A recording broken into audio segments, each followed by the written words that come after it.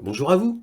Comme d'habitude, si cette vidéo vous a plu, un petit pouce, un abonnement, éventuellement un petit don, lien dans la description, cela me permet de publier régulièrement.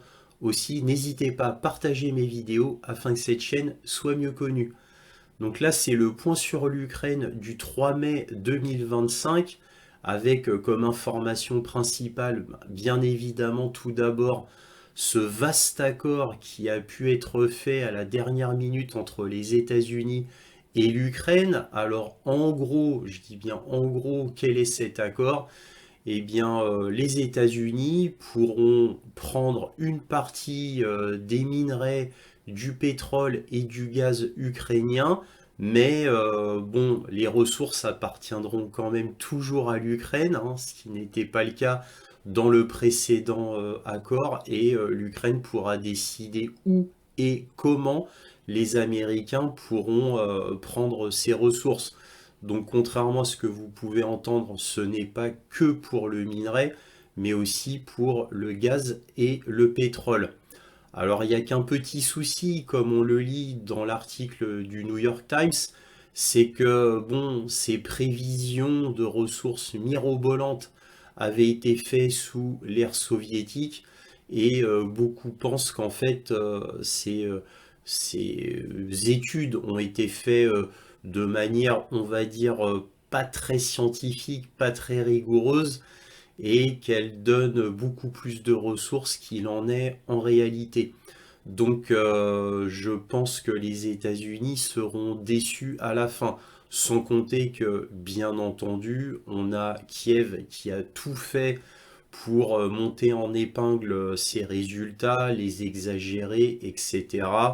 Bon, alors est-ce que les États-Unis sont tombés dans le panneau ou est-ce qu'ils ont plutôt voulu faire plaisir à l'Ukraine pour que malgré tout les Washington trouvent un moyen pour se rembourser un peu, parce que c'est le seul moyen qu'ils avaient trouvé pour se rembourser un peu. L'Ukraine est un pays sous perfusion qui dépend uniquement de l'Union européenne et de Washington pour absolument tout. Donc comment pourraient-ils payer avec un argent qu'ils n'ont pas, des ressources qui doivent être, on va dire, contrôlées, des ressources qui doivent être extraites de la terre ukrainienne. Tout ça coûte énormément d'argent.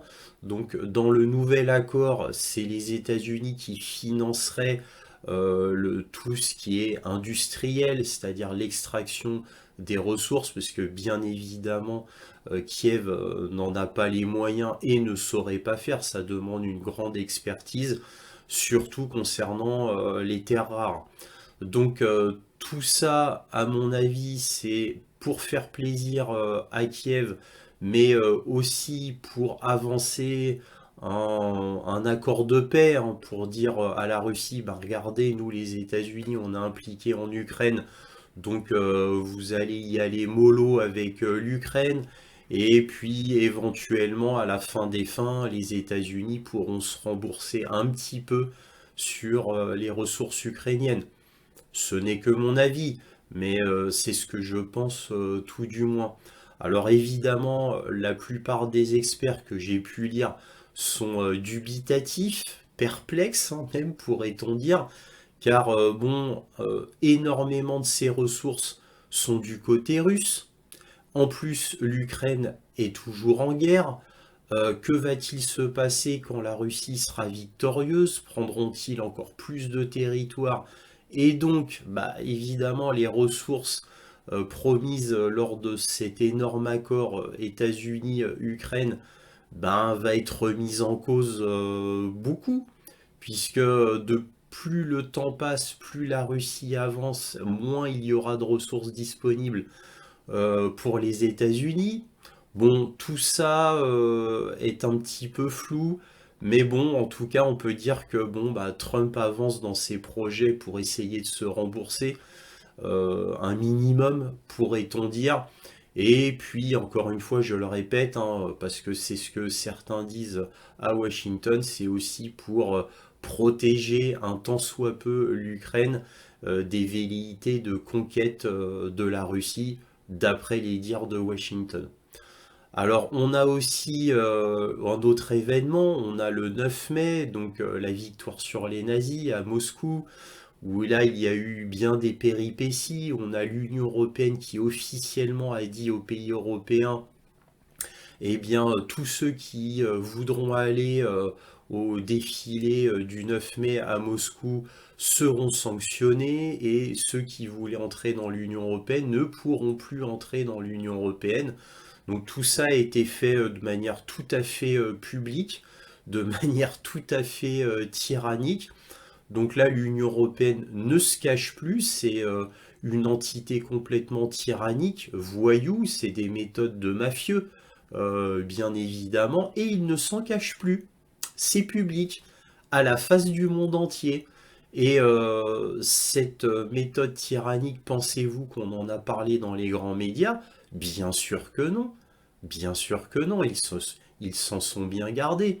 Donc, bon, tout ça est terriblement scandaleux, mais on a l'habitude, hein, chaque semaine, il y a un nouveau scandale, on les compte plus, une information chassant l'autre, mais c'est terrible parce que on s'habitue à des scandales de plus en plus énormes, mais il y en a tellement que on devient blasé. Les populations occidentales deviennent blasées. Et malheureusement, il y a un phénomène d'habitude qui fait que ben, la population est comme endormie, elle ne réagit plus. Bon, vous allez me dire, elle ne réagissait pas vraiment beaucoup avant. Mais là, j'ai envie de vous dire encore moins. Bon, bref, c'est scandaleux, mais c'est comme ça. Alors, on a aussi Peskov qui a fait une interview avec Le Point et qui a bien précisé que ben, l'Union européenne visiblement voulait la guerre avec la Russie et elle faisait tout pour le faire. Donc dans cet entretien extrêmement intéressant, ben, on apprend que bah, l'Union européenne fait tout un tas d'exercices, commence à préparer des infrastructures militaires aux frontières, que ça soit la Pologne, la Lituanie, l'Estonie, la Finlande, etc., à faire de plus en plus de grands exercices en vue d'une future guerre avec la Russie, cela devient extrêmement concret. Et vous pensez bien que moi je suis complètement d'accord avec ce que dit Peskov, tout simplement parce que si on dépense des centaines de millions d'euros à ces préparations militaires et qu'on fait ces exercices géants qui coûtent eux aussi des centaines de millions d'euros, vous vous doutez bien que tout ça n'est pas pour rien.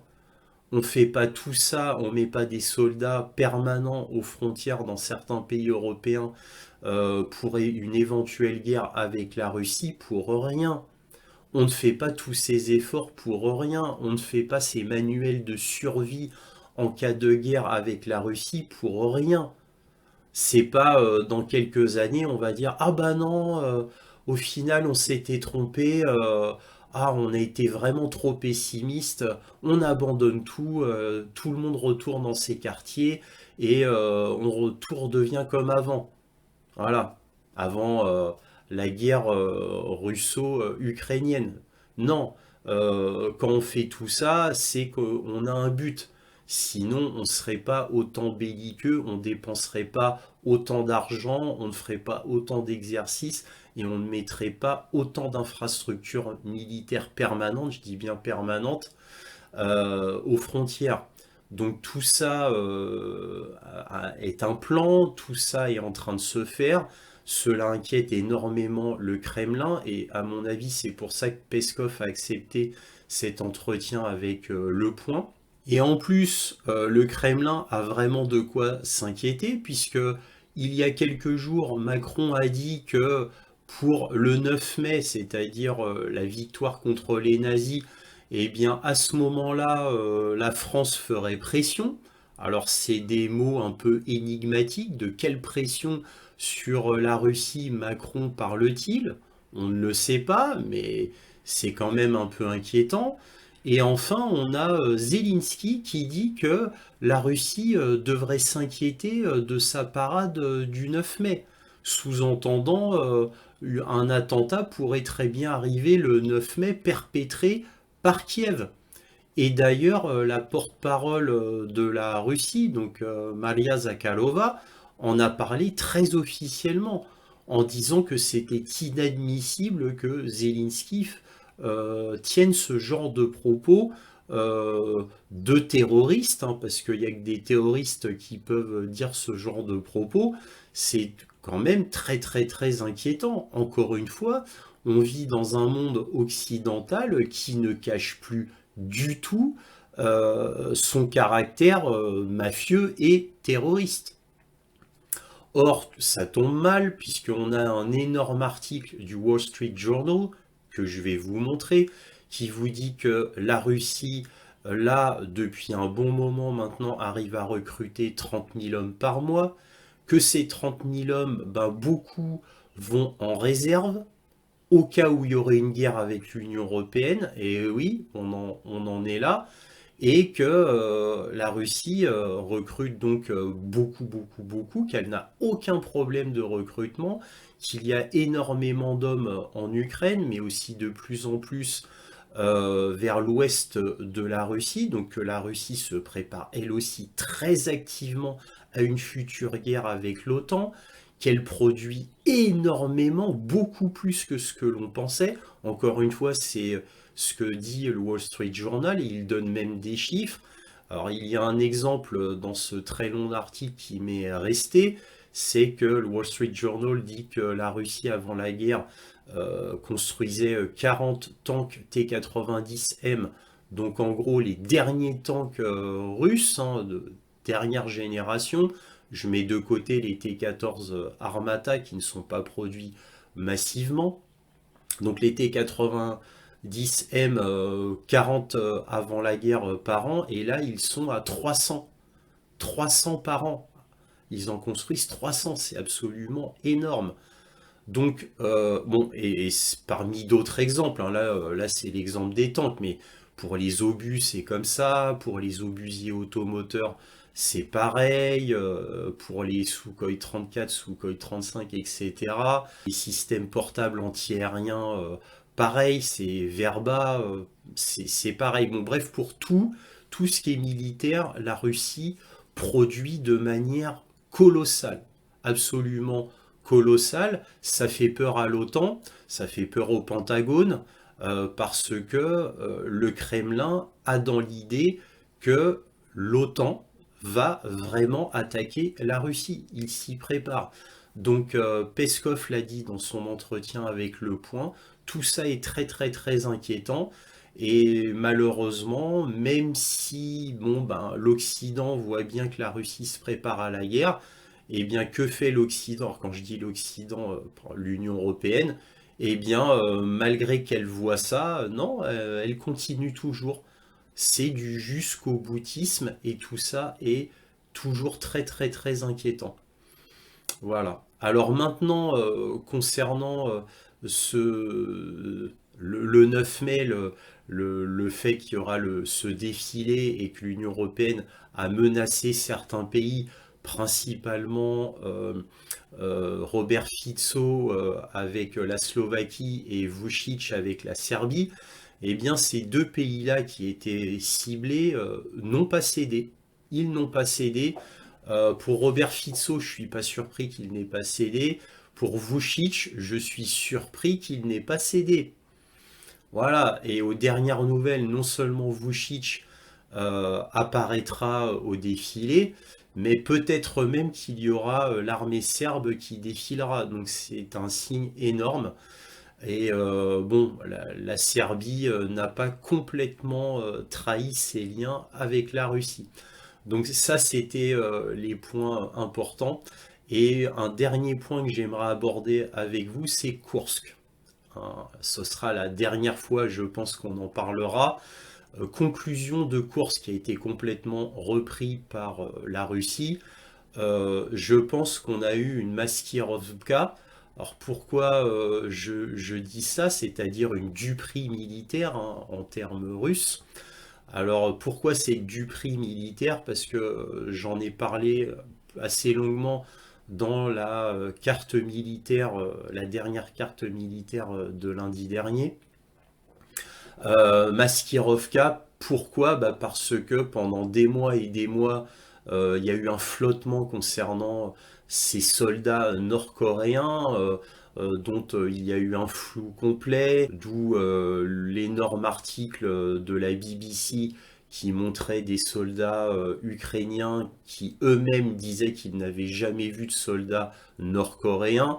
Et apparemment, comme je l'ai dit d'ailleurs tout dernièrement, il y a quelques jours, à GPTV, moi, mon avis, c'était, et d'après ce que j'ai lu, quand je dis mon avis, c'est d'après ce que j'ai lu des blogueurs russes, c'est parce qu'il y aurait eu entre 100 et 200 soldats d'élite nord-coréens, donc ils étaient tellement peu que cela ne se voyait pas sur le champ de bataille. Donc c'était des soldats d'élite nord-coréens qui prenaient un village par-ci, un village par-là, et c'est comme ça qu'ils ont pu mener leur opération en toute discrétion. Je rappelle que le Kremlin et Pyongyang n'ont jamais dit qu'il y avait des soldats nord-coréens à Koursk. Alors évidemment, tant que ça reste à course, juridiquement, ça va. En Ukraine, là, ce serait devenu un peu cauchemardesque pour expliquer cela. Donc, alors, pourquoi je dis cela, Maskirovka? C'est parce que le fait que personne n'ait rien dit, que les preuves étaient très floues, et qu'en réalité personne n'y croyait vraiment, c'est, je le répète, du fait de ce faible nombre de soldats nord-coréens, qui seraient tous des soldats d'élite, premièrement. Deuxièmement, parce que ça a été caché par le Kremlin et la Corée du Nord. Bon, maintenant, ils se lâchent, hein, maintenant que c'est fini, ils se lâchent. Mais aussi, une des raisons principales que je vois, c'est pour montrer au monde que la Corée du Nord et la Russie ont un pacte qui est tout à fait concret. Alors, Poutine avait dit que ce pacte de protection entre alliés allait bien au-delà de l'article 5 de l'OTAN si on voulait faire une comparaison. Et là, maintenant, on le voit. Donc ça, c'est un message, à mon avis, ça ne reste que mon avis, donné par le Kremlin pour dire, regardez, vous voulez vraiment faire une guerre avec la Russie, mais si vous faites une guerre avec la Russie, comme bon, le présage Peskov, hein, qui est le porte-parole du Kremlin, eh bien, n'oubliez pas que vous combattrez aussi la Corée du Nord. Corée du Nord qui est une grande puissance militaire et qui sont prêts à combattre auprès des soldats russes comme si c'était des Russes, comme si c'était pour protéger la Russie, voilà. Russie, Corée du Nord, même combat. Donc voilà, c'est pour ça que je disais cela. Ça me semblait important en tant que dernier chapitre concernant Kursk. Voilà, je voulais vous donner mon avis à ce niveau-là. Voilà. Alors comme d'habitude, dans cette vidéo, il y aura bien d'autres informations croustillantes à ne pas manquer. Donc surtout, regardez bien cette vidéo dans son entièreté. Vous ne serez pas déçus. Voilà, commençons. Alors on va commencer avec un article du Huffington Post qui nous dit: sur les minerais, les États-Unis et l'Ukraine signent un vaste accord. Donc là on nous dit voici ce qu'il contient. Alors on va pas tout lire bien évidemment, mais ce qui est intéressant c'est que l'accord avec Washington financera des projets d'extraction de minerais, de pétrole et de gaz. Donc ça c'est très important, et Kiev déterminera où et quoi extraire. Donc l'Ukraine a quand même un petit peu les manettes dans ce nouvel accord des minerais de pétrole et de gaz, ce qui n'était pas le cas avec le précédent accord, où Zelensky avait légitimement d'ailleurs qualifié l'ancien accord de tout à fait mauvais pour l'Ukraine et qui condamnerait 10 générations d'Ukrainiens. Et il n'avait pas tort. Donc, ce qu'il faut retenir aussi de cet accord, c'est que ça ne concerne que les ressources. Il n'y a aucune garantie de sécurité pour l'Ukraine, ce qui était quand même ce que voulait le plus Zelensky. Alors bon, d'un autre côté, c'est pas un marché complètement mauvais pour l'Ukraine, dans le sens où, comme on peut le lire ici, il n'y a pas de notion de dette. Donc c'est un accord beaucoup plus lâche, beaucoup plus, on va dire, sympathique entre guillemets, encore une fois, si on le compare au précédent accord qui était absurde, j'ai envie de vous dire. Donc là, vous voyez que on nous dit que le texte a été modifié après l'altercation à la Maison Blanche, mais en faveur de Kiev. Donc ça, c'est bien. Là c'est dit à la fin, c'est important, mais toujours pas de garantie contre la Russie. Donc rien au niveau militaire. Donc c'était intéressant à noter. L'Ukraine n'est pas contente, mais bon, c'est tout ce qu'elle pouvait avoir. Les États-Unis ne voient évidemment que leur intérêt propre, hein, pas du tout l'intérêt des Ukrainiens. Trump l'a dit très clairement, il veut se rembourser sur tout ce qui a été donné à l'Ukraine, peu importe comment. Et là, c'est le meilleur marché que les États-Unis et l'Ukraine ont pu trouver pour faire plaisir aux États-Unis. Les États-Unis se remboursent quelque peu. Bon, évidemment, ça c'est des plans sur la comète. On ne sait pas du tout comment ça va être implémenté. Les États-Unis devront financer l'extraction des ressources. Or, ce sont des ressources qui coûtent extrêmement cher à extraire. Et là, je parle particulièrement des minerais, mais même pétrole et gaz de toute manière, mais les minerais, ça coûte encore plus cher. Évidemment, l'extraction des minerais, en plus, n'est pas du tout écologique. C'est pour ça qu'on a laissé la plupart des extractions de minerais à la Chine à 85-90%, parce que c'était tellement polluant que l'Europe et l'Amérique du Nord ne voulaient pas ça sur leur territoire. Est-ce que l'Ukraine va vraiment accepter tout cela? Combien ça va coûter aux États-Unis? Est-ce que les ressources sont en quantité désirée? Je ne le pense pas. Bon, bref, tout ça est en réalité euh, pas très, euh, pas très solide, pas très rigoureux, brinque-ballant. C'est plus pour sauver la face qu'autre chose. Ce n'est que mon avis. Mais en tous les cas, je pense que tout ça, en réalité, n'ira pas loin.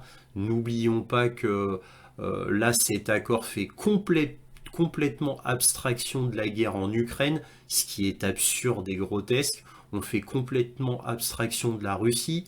Quand elle sera victorieuse, va-t-elle prendre de nouveaux oblasts, ce qui changerait complètement la donne pour les États-Unis, tout du moins l'extraction.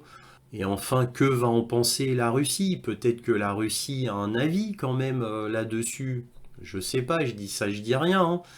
Et puis bon, cet accord tient sur 9 pages, il est très très peu détaillé, il n'y a que des grosses lignes, ils ne disent pas comment ils vont faire ceci, comment ils vont faire cela en réalité. Bref, comme je le disais en présentation, c'est juste Trump qui essaie de se rembourser comme il peut, tout du moins il espère, parce que là, à ce niveau-là, c'est juste de l'espérance.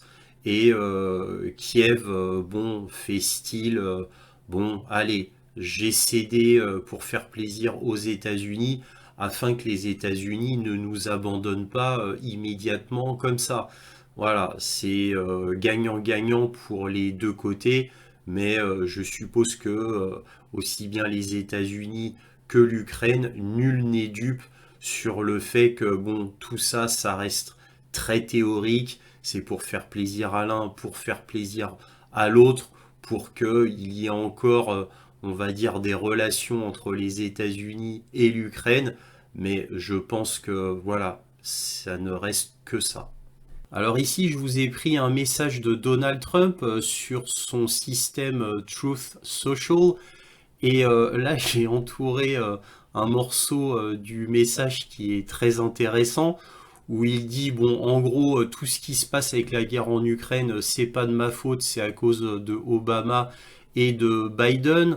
Et il dit, oui, pendant les pourparlers de paix, on a Poutine qui envoie des missiles sur des zones civiles, bref, des villages et des villes ces derniers jours.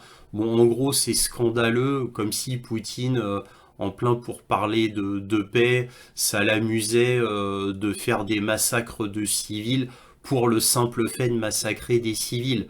Bon, là, Trump joue l'idiot exprès parce qu'en fait, il est très frustré, très impatient concernant l'accord de paix qui veut vite boucler, évidemment, le plus rapidement possible. Donc là, il laisse passer sa colère un peu bêtement. Évidemment que Poutine n'allait pas s'arrêter à faire la guerre simplement parce qu'il y a des pourparlers en cours qui en plus sont grotesques aux yeux du Kremlin puisque les États-Unis ou Kiev, bien évidemment, ne veulent pas entendre des desiderata les plus fondamentaux du Kremlin. Donc, tant qu'ils n'entendent pas ce que veut le Kremlin depuis le début de la guerre, bah évidemment, ça n'avancera pas. Donc, Poutine, il n'a pas dit qu'il arrêterait la guerre pour faire plaisir aux États-Unis. Donc, bien sûr qu'il vise toujours des cibles militaires. Comme je l'ai dit des centaines de fois, bah forcément, il y a des dommages collatéraux puisque Kiev utilise sa propre population comme bouclier humain, comme je l'ai montré dans un article d'Amnesty International qui disait que les forces de Kiev mettaient des forces militaires dans des hôpitaux, dans des écoles, dans des hôtels, etc. C'est Amnesty International qui le dit, mais pas que, hein, pas que eux, bien évidemment. Bref, donc là, il joue l'idiot exprès, et là, il finit en disant ah, là, il me fait vraiment tourner en rond, ce qui me fait penser que il ne veut pas vraiment arrêter la guerre, hein. Il essaie juste de me faire tourner en rond pour gagner du temps. Alors peut-être qu'il va falloir gérer ça différemment et que je fasse des sanctions bancaires ou d'autres sanctions secondaires. Beaucoup trop de gens sont en train de mourir. Bon, évidemment, tout ça est d'une hypocrisie à vomir, mais bon, tout cela montre aussi l'énorme frustration et l'énorme impatience de Donald Trump qui laisse jaillir sa colère via ce message sur Truth Social. Ça valait le coup de montrer ça. Là maintenant, on a un article de Pravda qui nous dit Moscou accuse Volodymyr Zelensky de terrorisme après ses propos sur le défilé du 9 mai.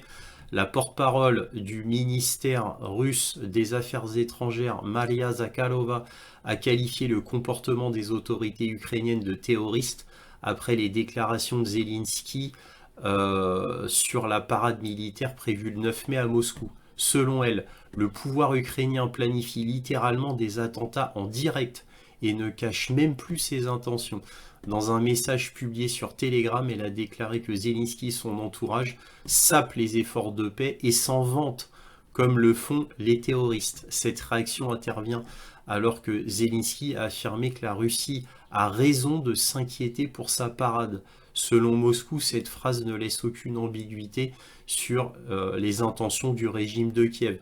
Et étant donné les habitudes de Kiev avec les agissements du SBU quant aux attentats terroristes en Russie, ils en ont grandement l'habitude, tout cela n'a rien d'étonnant. Et comme je le disais en introduction, n'oublions pas aussi les paroles très sombres qui sont aussi très inquiétantes de Macron, qui disait qu'il allait faire pression sur la Russie et dans la période exacte du défilé militaire du 9 mai. Tout ça est, je le répète, très inquiétant.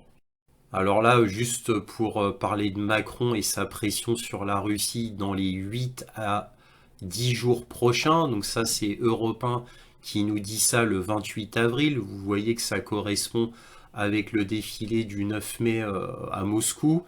Alors, est-ce que ça veut dire que Macron va s'allier avec Kiev, plus précisément avec le SBU, pour faire un attentat le 9 mai en Russie? Bon, je dis ça comme ça, mais bon, tout cela est concomitant avec les propos très inquiétants de Zelensky que l'on a vus précédemment. Voilà. Je ne pense pas qu'il y ait de coïncidence. Nous verrons bien.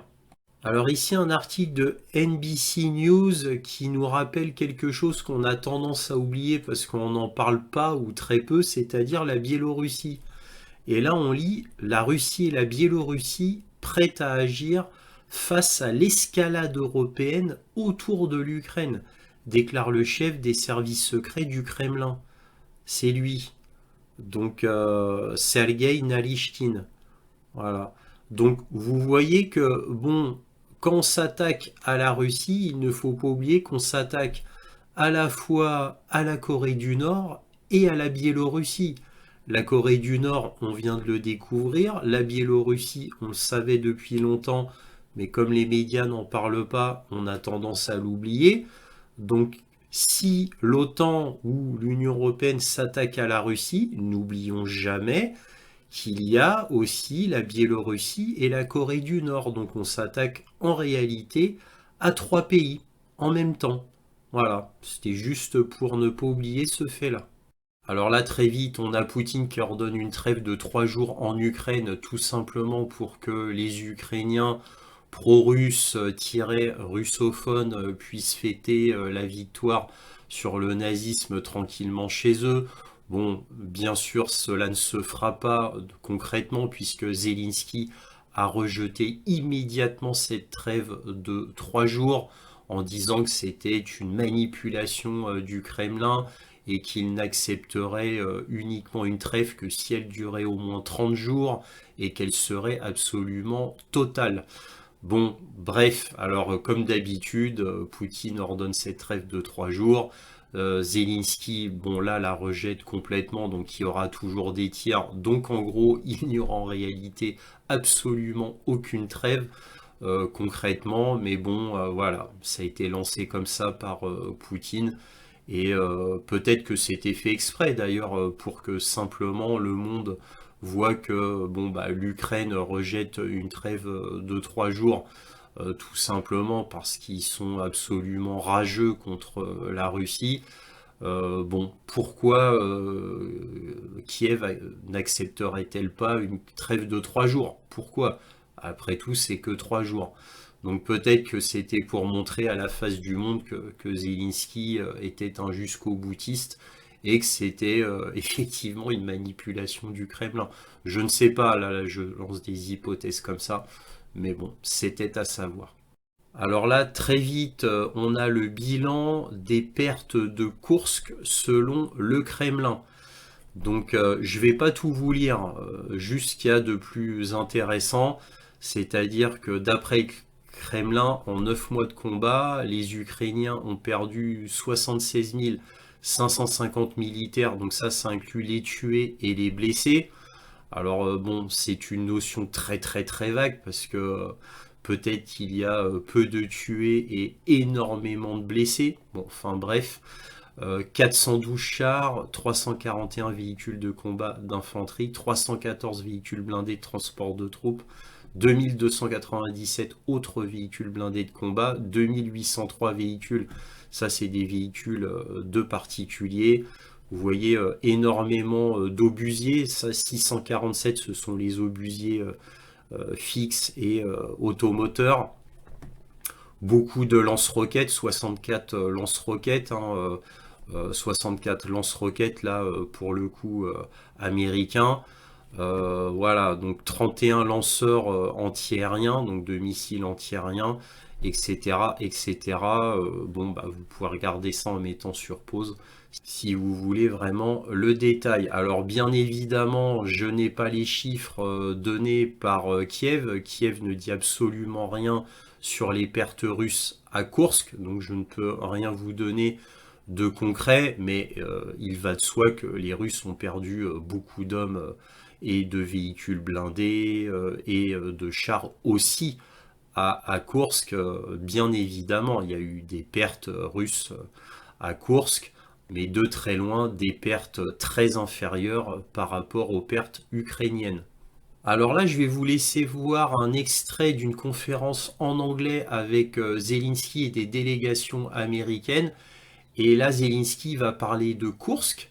Alors je vous dis tout de suite la traduction en français parce qu'il parle en anglais. Il dit, bon ben, la victoire de Koursk est une de nos plus belles victoires, pas seulement de l'année dernière, mais concernant toute la guerre. Koursk est une de nos plus belles victoires, d'autant que la Russie a dû retirer 60 000 troupes du front pour alimenter Koursk, chose qui est faux. Je vous avais montré un article d'un grand journal ukrainien, article qui reprenait les propos du chef d'état-major ukrainien Sielski, qui avait dit que le but de Koursk avait échoué, but de Koursk qui était que la Russie prenne des troupes du front pour les envoyer à Koursk, ainsi affaiblissant le front. L'Ukraine aurait pu reprendre les territoires occupés par la Russie. Syrski lui-même a dit que cela avait échoué, que la Russie n'avait pris aucune troupe du front et s'était occupé de Koursk avec des troupes en prenant sur toute la Russie. Donc bref, tout ça est grotesque et ridicule. Je vous laisse voir ça malgré tout. For example, take the Kursk operation. It's one of our wins, I think one of the biggest wins, not just last year, but throughout the war. Russia had to pull almost 60,000 troops of the Ukrainian front to deal with it. Bref, voilà les propos absurdes de Zelensky qui fait du déni de réalité, mais alors là, au dernier degré. Alors là, un extrait vidéo très intéressant de Donald Trump qui répond à une question d'un journaliste et qui lui demande mais quelle concession a fait Vladimir Poutine concernant les accords de paix. Alors le journaliste pense que bon bah là pour l'instant Vladimir Poutine n'a fait strictement aucune concession. Et là Trump répond au journaliste bah si, il en a fait une très grosse, il n'a pas pris toute l'Ukraine. Donc je vous laisse voir ça. What concessions, Mr. President, and to your national security team, what concessions has Russia offered up thus far to get to the point where you're closer to peace? Stopping the war. Stopping taking the whole country. Pretty big concession. Voilà, donc là Trump dit en défense de Vladimir Poutine, pourrait-on dire, hein. C'est bah oui, bah Vladimir Poutine, il n'a pas pris toute l'Ukraine, et pour moi, c'est une assez grosse concession. Voilà, donc on a toujours un Trump qui essaie quand même de défendre un peu la Russie. Alors après, chacun jugera midi à sa porte, hein. Mais bon, c'était assez intéressant à noter. Alors ici, nous allons voir un très court extrait du porte-parole du département d'État, c'est-à-dire Tammy Bruce, c'est la femme que vous voyez là. Et elle est en train de poser un ultimatum à Kiev et à la Russie. Mais bon, en réalité, à Kiev uniquement. Vous allez comprendre pourquoi. Je vous laisse voir ça et je vous traduis en même temps.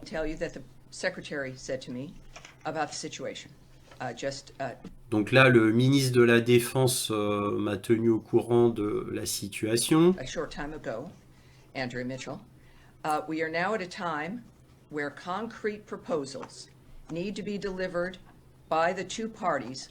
Donc là, on arrive à un moment où des propositions concrètes doivent être données par les deux parties pour avancer dans l'accord de paix, les deux parties étant Kiev et Moscou. On how to end this conflict.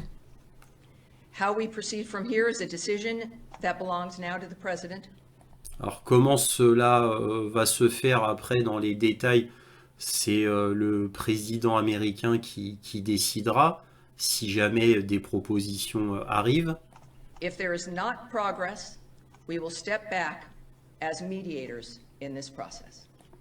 Voilà. Et là, carrément, elle dit, bah voilà, si ça n'avance pas dans les accords de paix, les États-Unis se retireront tout simplement en tant que médiateurs pour ces accords de paix. Ça veut dire un abandon de l'Ukraine et ça veut dire aussi, donc implicitement, que la patate chaude sera refilée à l'Union européenne, bien évidemment, comme je vous l'avais déjà dit à plusieurs reprises dans les points sur l'Ukraine, sauf que là, maintenant, c'est la porte-parole du département d'État, Tammy Bruce, qui le confirme, donc là, aux yeux du monde entier.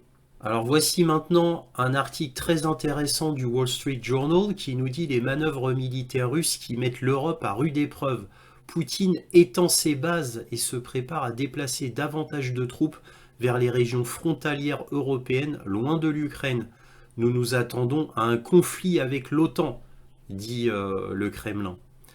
Donc qu'est-ce qu'il y a d'intéressant dans cet article? On a le ministre russe de la Défense, Andrei Belousov, a déclaré que l'armée russe devait se préparer à un conflit avec l'OTAN. Lors de la même réunion, le président Poutine a déclaré que l'Occident alarmait sa propre population en laissant entendre que la Russie était prête à attaquer et que les tensions actuelles étaient imputables à l'OTAN. Alors que la Russie se prépare à accroître sa présence militaire le long du flanc oriental de l'OTAN, Poutine a ordonné à l'armée d'élargir ses rangs jusqu'à 1,5 million de soldats contre environ 1 million avant l'invasion de l'Ukraine. En 2021, avant l'invasion, la Russie avait fabriqué une quarantaine de ses principaux chars de combat, le T-90M. Donc ça, c'est la dernière itération du char T-90. Selon les estimations des services de renseignement occidentaux, aujourd'hui, elle en produit près de 300 par an. Un haut responsable militaire finlandais a déclaré que presque aucun n'était envoyé sur le front en Ukraine, mais qu'il restait sur le sol russe pour une utilisation ultérieure. Alors pourquoi? Alors ça c'est dit nulle part, mais moi de tout ce que j'ai lu des rapports du Kremlin concernant la défense, eh bien en fait tout ce qui est matériel dernier cri, alors pas que le T-90M, mais aussi l'obusier Koalitia, qui est le dernier obusier russe, en fait, ils n'envoient pas leur matériel dernier cri en Ukraine pour se les réserver en vue d'une future guerre avec l'OTAN. Là, ils envoient tout leur vieux matériel en Ukraine parce que cela suffit, même des vieux chars, par exemple T-54, qui ne servent pas en tant que chars, mais uniquement en tant qu'appui d'artillerie, exactement comme le font les Ukrainiens, qui utilisent leurs très vieux chars uniquement comme appui d'artillerie. Évidemment, ils ne l'utilisent pas comme véritablement un char, parce que sinon il serait vite détruit. Donc en fait, c'est une stratégie que fait l'Ukraine et la Russie pour gagner de l'argent et pour éviter d'envoyer du matériel qui coûte cher pour un rien, surtout avec la nouvelle guerre des drones. Donc en gros, voilà, donc la Russie se ménage son meilleur matériel en vue d'une guerre avec l'OTAN. Là, contre l'Ukraine, ils n'en ont pas besoin. La production de canons d'artillerie et de munitions devrait augmenter d'environ 20% cette année. Et la qualité et la production des drones ont considérablement augmenté. L'armée russe se reconstitue et se développe à un rythme plus rapide que la plupart des analystes ne l'avaient anticipé, a déclaré le général Christopher Cavoli, commandant des forces américaines en Europe, devant une commission sénatoriale ce mois-ci. Je vous avais déjà parlé de cette commission sénatoriale avec le général Cavoli. Je vous avais déjà révélé ce qu'il disait de l'armée russe, qui disait que l'armée russe était formidable et qu'il ne fallait pas la sous-estimer. En réalité, l'armée russe, qui a subi l'essentiel des combats, est aujourd'hui plus nombreuse qu'au début de la guerre, dit Cavoli.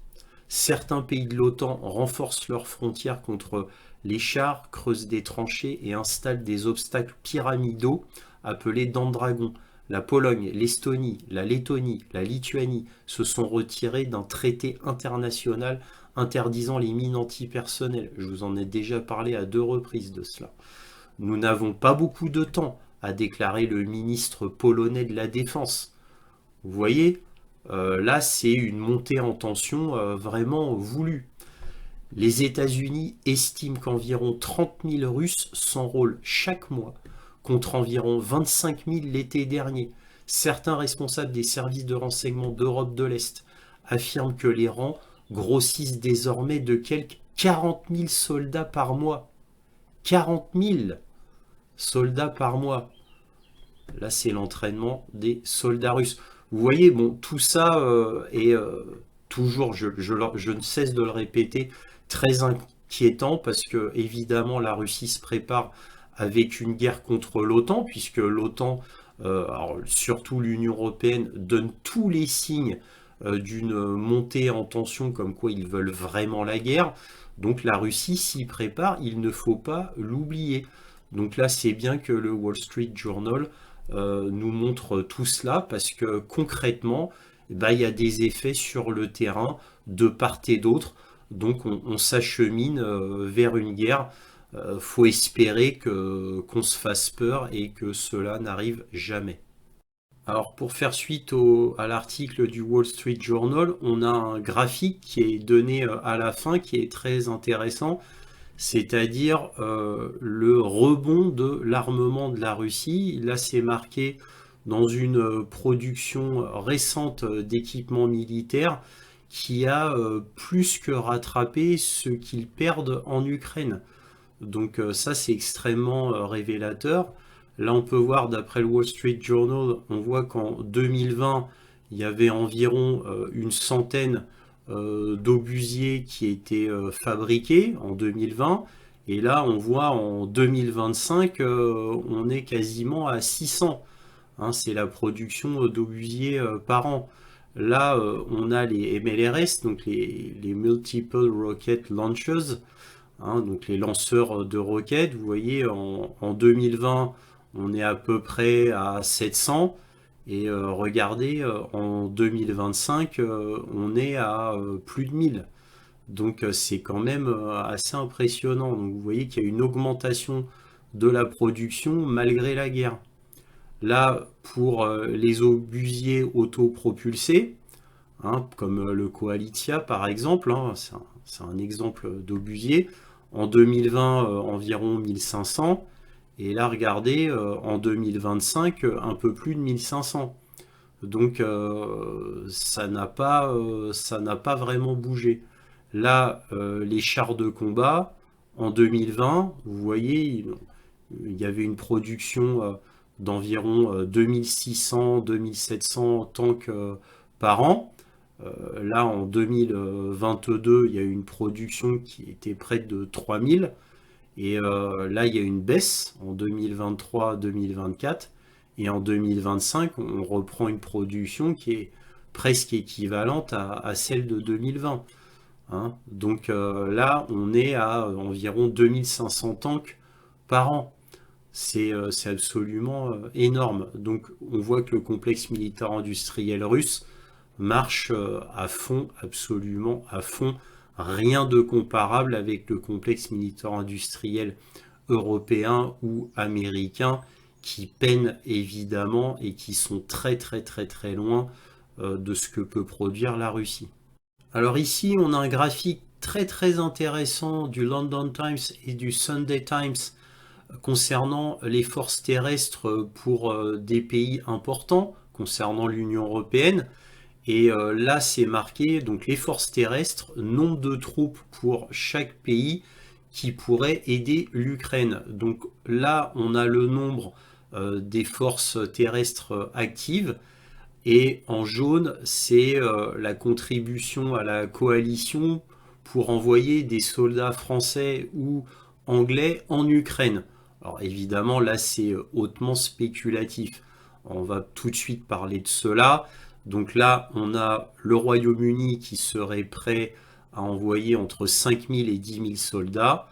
Et on a la France qui serait prêt à envoyer, pareil, 5 et 10 000 soldats, puisque Starmer et Macron marchent en binôme sur cette histoire d'envoi de troupes en Ukraine. Et là, on peut voir que le Royaume-Uni a un nombre de troupes très bas, hein, 70 800 soldats en tout. La France, 113 800. La Pologne, 90 600. L'Allemagne, 60 650, ce qui est ridicule. L'Italie, 94 000. La Finlande, 17 400. Et l'Espagne, 70 200.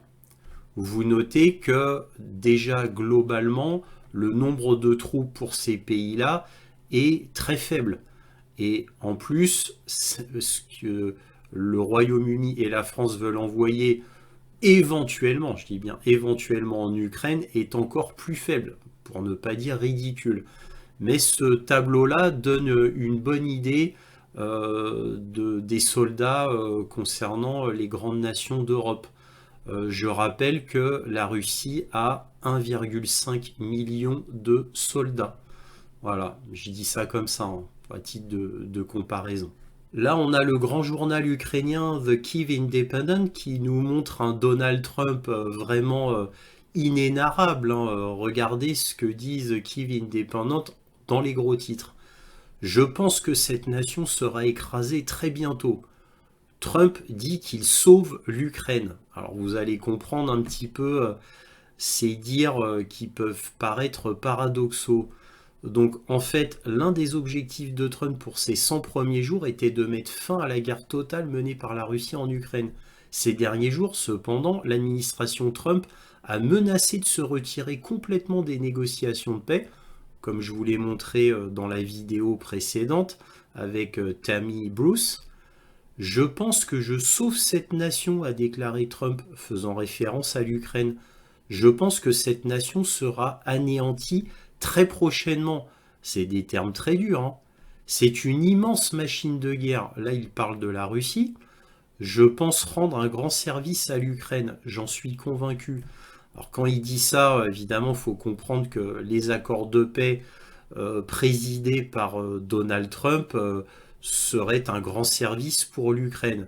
Mais si ça avance pas, cette nation sera anéantie très prochainement. C'est pour ça qu'il dit ça, pour qu'il faut se dépêcher que Kiev capitule, en gros, hein. Parce qu'il faut dire la vérité, c'est quand même ça. Donc les mots de Donald Trump sont quand même très forts, et là ça paraît dans un journal ukrainien. Bref, c'était à noter. Alors là, un article du Washington Post qui vous montre toute la propagande américaine. Bon, on peut dire occidentale parce qu'on peut mettre tout le monde dans le même sac. Et en fait, c'est un mini-scandale que j'ai vu en lisant les journaux américains. Bon, là, je vous montre un article, mais il y en a bien d'autres, évidemment. Alors, je sais que c'est paru dans un journal européen, c'est-à-dire El País, donc le grand journal espagnol, mais c'est tout. J'ai vu cette information nulle part ailleurs. Et pourquoi? Parce que c'est quand même un scandale aux États-Unis, bon, un petit scandale, et qui est bien verrouillé qu'aux États-Unis. On lit le fils d'un responsable de la CIA tué lors d'un combat avec l'armée russe en Ukraine. Michael Gloss, 21 ans, dont la mère est haut fonctionnaire de la CIA et le père vétéran de la guerre en Irak, souffrait de troubles mentaux. Il est décédé en avril 2024 dans l'est de l'Ukraine en combattant côte à côte avec les forces de Moscou. Alors c'est marrant parce que ses parents parlent de troubles mentaux du Michael Gloss quand il est parti en Russie. Bon, il était en brouille avec ses parents, et ses parents disent « Ah ouais, alors, on était en brouille avec lui, il a toujours été anti-système, toujours été rebelle, et on a commencé à avoir des troubles mentaux avant qu'il ne parte en Russie. » Oh! Et il est parti en Russie, après il a eu peu de contact avec ses parents, oui, il ne s'entendait pas avec les idées politiques de ses parents, hein, parce qu'il s'était intéressé au pourquoi du comment de la guerre en Ukraine, donc il est parti en Russie, voilà, il s'est fait des amis là-bas, et après il s'est enrôlé en secret dans l'armée russe. Mais vous vous rendez compte, un jeune homme dont la mère est haut fonctionnaire de la CIA et le père vétéran de la guerre en Irak, faudrait se demander comment se fait-il qu'il s'enrôle dans l'armée russe. Voilà, il n'a pas été élevé comme ça, pourtant. Eh bien voilà, ça fait partie des personnes très rares qui ont un esprit très curieux et qui veulent vraiment connaître le fond de l'affaire et qui ont le courage, un courage énorme hein, d'ailleurs, d'aller jusqu'au bout de leurs convictions. Donc, et c'est fou, oh, juste avant d'aller en Russie, ah, il souffre des troubles mentaux, il devait prendre des médicaments. Ah, c'est ce que disent les parents dans l'article. C'est fou. Alors évidemment, dans l'article, on ne parle pas du pourquoi il s'est enrôlé dans l'armée russe. La seule explication, c'est qu'il souffrait de troubles mentaux. Donc on a un jeune homme comme ça, qui en réalité va très bien, et il s'enrôle dans l'armée russe, et il s'enrôle dans l'armée russe uniquement parce qu'il a des troubles mentaux. C'est ce qu'on vous dit dans l'article du Washington Post. C'est carrément honteux. Et les parents devraient avoir honte parce que c'est très irrespectueux vis-à-vis de leur propre fils, qu'ils devaient aimer, je suppose. Et tout ça pour ne pas entacher la réputation américaine, parce que c'est Moscou qui a rendu le corps aux parents, quoi, à l'armée américaine. Et bien voilà, tout ça pour ne pas entacher... voilà la belle propagande, hein, pour pas que la propagande dévie, eh bien je suis certain que le gouvernement américain ferait pression sur les parents et que les parents ont dû lâcher le morceau en disant bon d'accord, on va dire qu'il a eu des troubles mentaux et puis voilà, et ça va expliquer pourquoi il s'est enrôlé dans l'armée russe. C'est complètement honteux.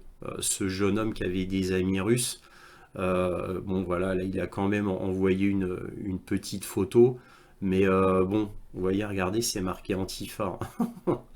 Bon, bref, vous voyez, bon, c'est typique et malheureusement c'est tragique en réalité.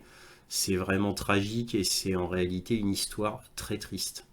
Armement maintenant, on a Naval News, hein, qui est un site gouvernemental militaire américain qui nous dit la marine américaine annule le missile hypersonique critique Halo en raison de problèmes de coût.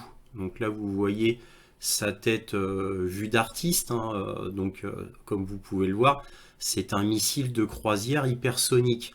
Et là, bon, on nous dit que le missile hypersonique en cours de développement pour le programme prioritaire Offensive Anti-Surface Warfare Increment de la marine américaine a été annulé selon une déclaration donnée à Naval News par un porte-parole de la marine américaine au courant du dossier. Bon, alors moi qui connais très très bien ce genre de sujet, je connais un petit peu plus de détails que ce qui en est dit dans Naval News. Alors en fait ce qui s'est passé, ben, comme je l'ai déjà dit à GPTV ou même à vous-même dans Réinformation sur le Monde, les Américains ont abandonné les missiles hypersoniques de croisière parce qu'ils sont incapables de le faire. Alors certes, ça, ce projet Halo, comme les deux autres projets de Raytheon et de Lockheed Martin de missiles hypersoniques de croisière ont été abandonnés, ben voilà, celui-là suit. Alors lui, il a résisté plus longtemps puisqu'il faisait partie des projets prioritaires pour la Navy. Bon, ils ont continué quand même, mais bon, ils n'y arrivaient pas, bien évidemment, et ça commençait à coûter trop cher, en plus pour un rien, parce que là, on est dans la recherche. Je dis bien, on est dans la recherche, c'est-à-dire que le prototype n'était pas encore au point. Donc, ils ont fini par jeter l'éponge. Voilà, et comme je l'ai dit à plusieurs reprises avant, maintenant, ils se concentrent sur le planeur hypersonique Dark Eagle qui devrait être prêt, d'après le Pentagone, mi-2027. Bon, et encore, nous verrons si vraiment ils y arrivent. Bref, c'était intéressant à noter. Selon le journal militaire Breaking Defense, on a, au cœur du projet russe, de construire des essaims de drones autonomes.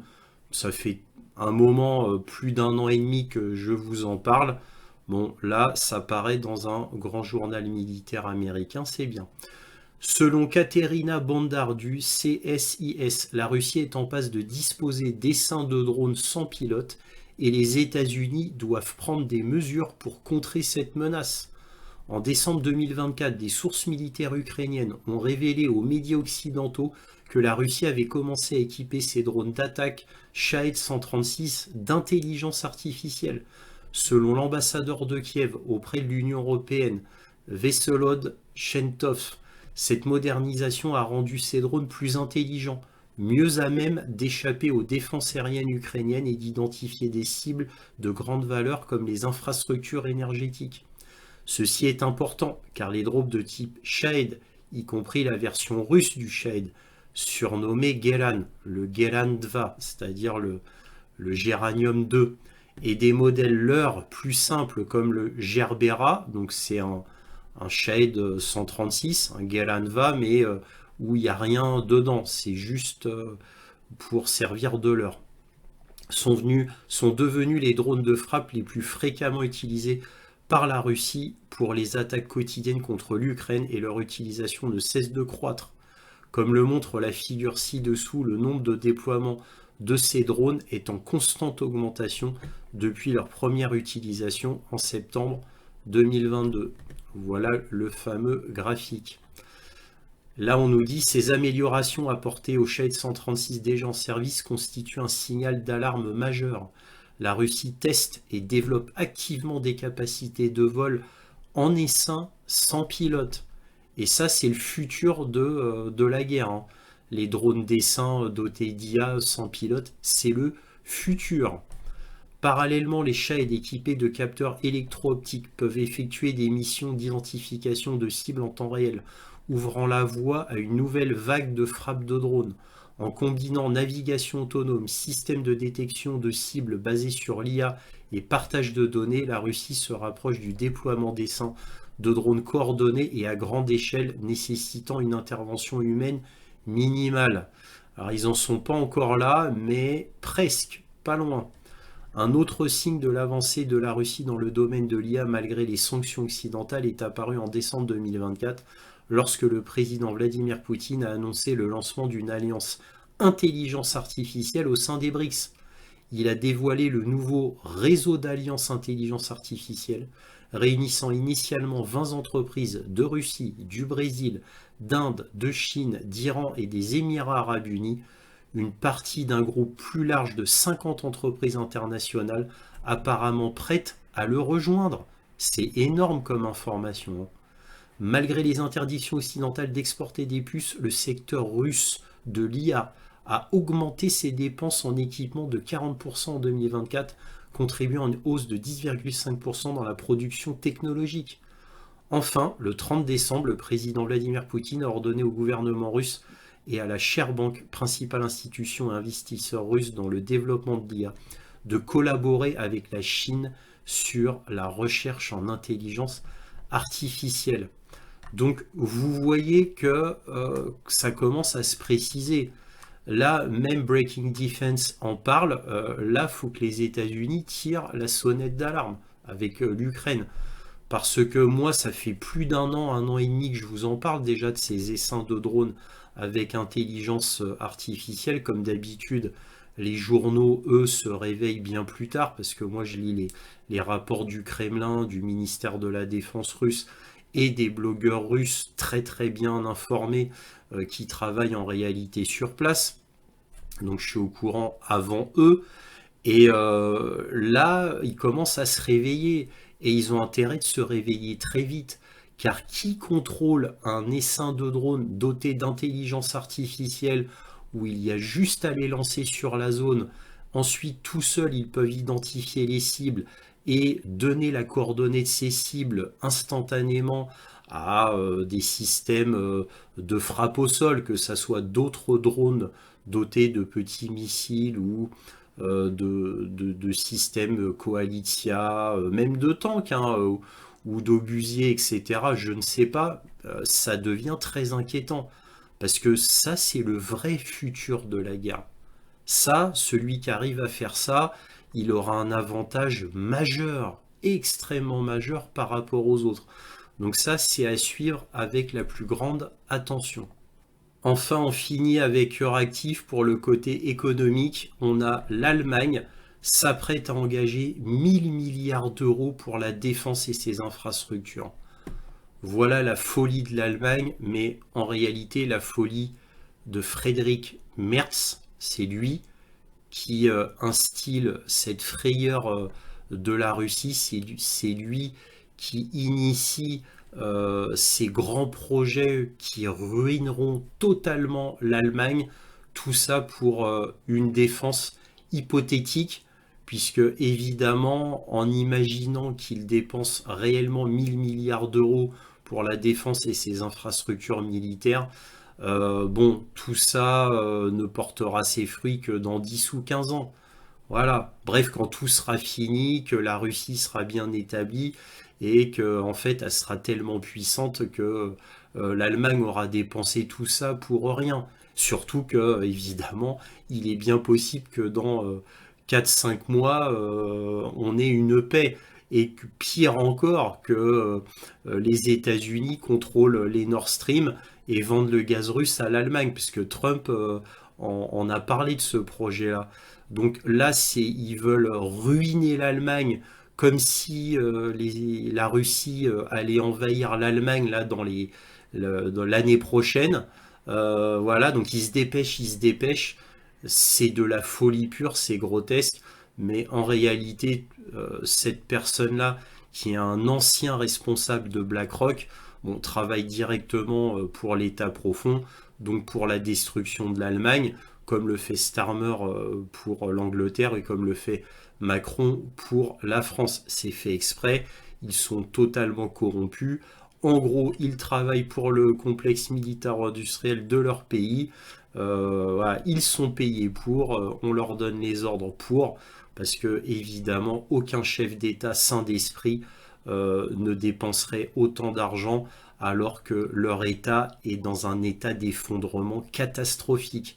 Et en particulier l'Allemagne, l'Angleterre et la France. Voilà, et ce seront mes derniers mots. Si cette vidéo vous a plu, un petit pouce, un abonnement, éventuellement un petit don, lien dans la description. Cela me permet de publier régulièrement. Aussi, n'hésitez pas à partager mes vidéos afin que cette chaîne soit mieux connue. Merci à tous pour tout cela et toujours, soyez curieux.